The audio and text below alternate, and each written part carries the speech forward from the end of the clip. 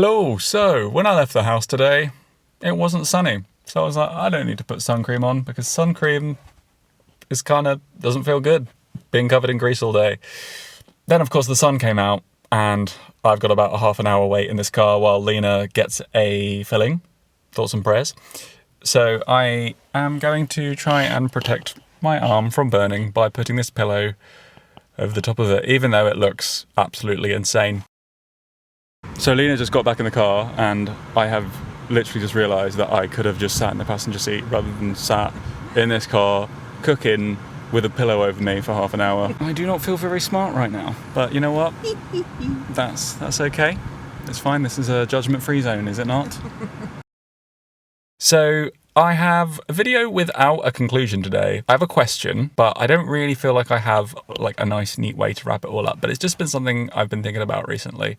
Now, I actually started filming this video about a fortnight ago on the day that Bring Me the Horizon released their re-recorded version of their debut album, Count Your Blessings. And they've called it the repented version this time.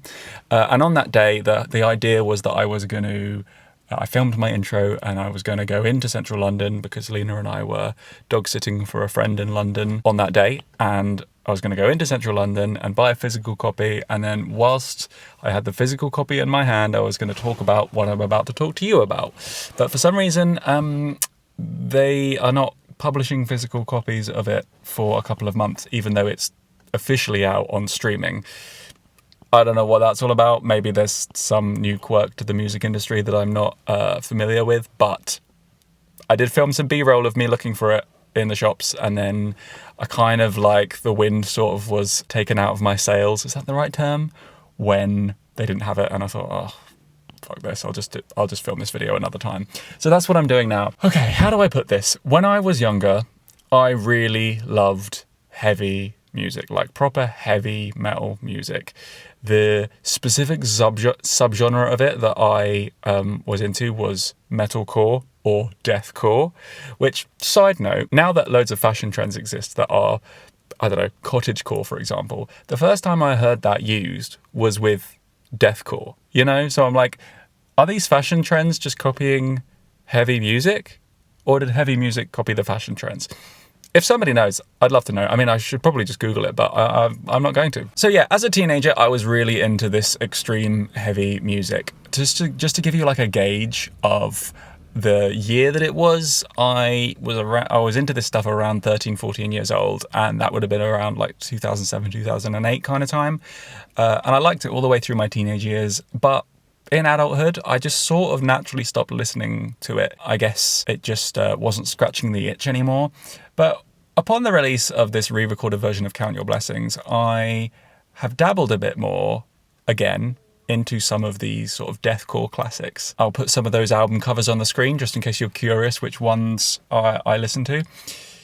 And whilst I love this Count Your Blessings record, I still really enjoy it. I've listened to it loads and loads and loads, and I'm like, oh, this has aged really well. Like, maybe not the lyrics. Is this allowed? What the fuck? But like, the music still sounds really good to me, especially the new re-recorded version, which sounds like this, when it used to sound like this.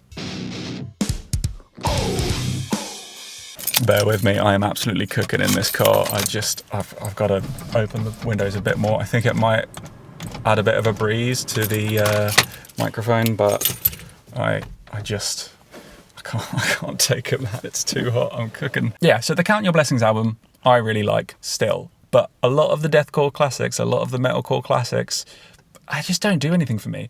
And I was thinking about this. What it made me realise is that I'm not sure how much I liked this music even back in the day. Listening to it, what it reminded me of is like, I would often like struggle to get through full heavy albums back in the day.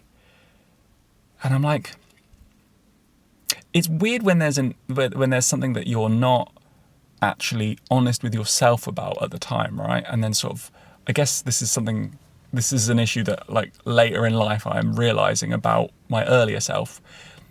I don't think I liked heavy music that much. I think I did like it, but I don't think I liked it as much as I let on that I liked it. And I was like, why is that? This made me sort of assess a lot of the other music that I was listening to when I was growing up. And there's still a lot of it that I still listen to now, a lot of the pop punk stuff that I still like. But there have been eras of my life, such as this metal period, where I've listened to something but not actually liked it. And when I try and sort of unpack why that is, I'm like, I think it's cool. I like the subculture surrounding it. I like the marketing around it. I like the idea of being perceived as someone that listens to this kind of music.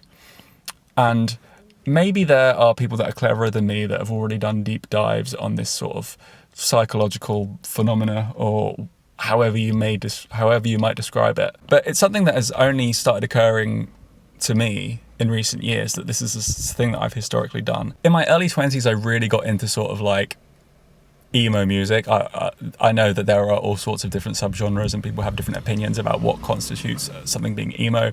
I'm just going to say that as a vague label, like Midwest emo kind of stuff. I got really into that, and a lot of like pop punk revival stuff. There was a whole sort of wave of bands that were doing a sort of grittier version of the pop punk bands that became famous in the early 2000s. And I loved a lot of it. And some of my favorite bands are still from those scenes.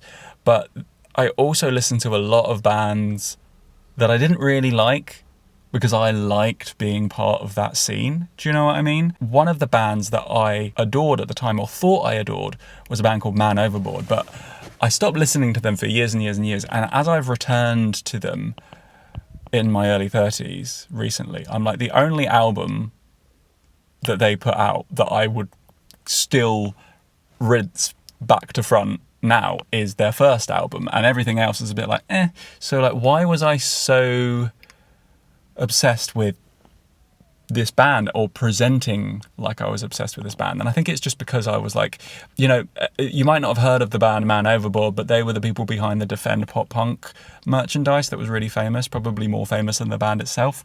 I think that it was something that was exciting about that whole, like, it's the marketing, do you know what I mean?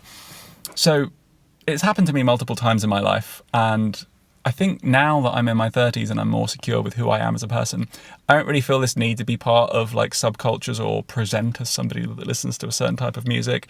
Generally speaking, I'm an albums person now, and I don't really like, it's okay to like a band but not like all of their albums, Like, that's fine. You just pick out the albums that you like and you listen to those ones. For some reason, it just didn't sit well in my mind that, like, you could listen to a band but not listen to all of their albums as well, And I was a very black and white thinker. I was like, I'm either into this genre or I'm not into this genre, and I'm going to listen to everything in this genre, or I'm not going to listen to anything in this genre, So I think that there is a performative element to it. Another quick little side thought is that there was definitely at least one or two bands in each of these genres that I was obsessed with that I really, really liked, like enthusiastically. So like for the heavy music, I really liked Bring Me the Horizon. And for pop punk, I really liked Blink-182 and The Story So Far. And I still do. I still really love those bands. So I do wonder whether it's like I loved them and I loved the scene they were part of and I wanted to hear more of that. But as a result of that, like, I would listen to a lot of other bands that I didn't really like as much so that I could get more of a hit and feel like I was more part of that scene. So I don't know, maybe subconsciously that might be why I listened to a bunch of stuff that I didn't like as much. I don't know. It's just a thought. Another space where I think that you see this a lot is people that are like performatively into reading. You see a lot, well, I used to see a lot of stuff on social media when I was very active on my old Instagram account, where people would talk about, like performatively reading in public, and, the idea that people like being associated with poetry, but maybe they didn't actually like it as much as they let on. And I guess, I don't really have a conclusion about this. I just think it's interesting to notice how it's something that I've done. I don't feel like I'm a stupid person. Why is it now that I'm only in my early 30s that I'm acknowledging that like I didn't actually like a lot of this stuff that I spent a lot of money and time on. And then also there are anomalies to it as well. So for example, like a band that I've always wanted to be into, but I just cannot get into. I've tried, like, I swear I have like an annual ritual where I will listen to the entire My Chemical Romance back catalogue just to see if I like it yet. And I'm like, I don't know what it is. I just don't like it. But their marketing and all the iconography and the lore around that band is so up my street. And I love all that, but I just cannot get on with the music. But it's weird that there's anomalies like that, because you'd have thought that, like, from this sort of behaviour that I was exhibiting of like consuming media and music that I didn't actually like because I liked the marketing surrounding it, you'd have thought that a band like My Chemical Romance I would just pretend to like anyways. Anyways, as I say, there is no conclusion to this video.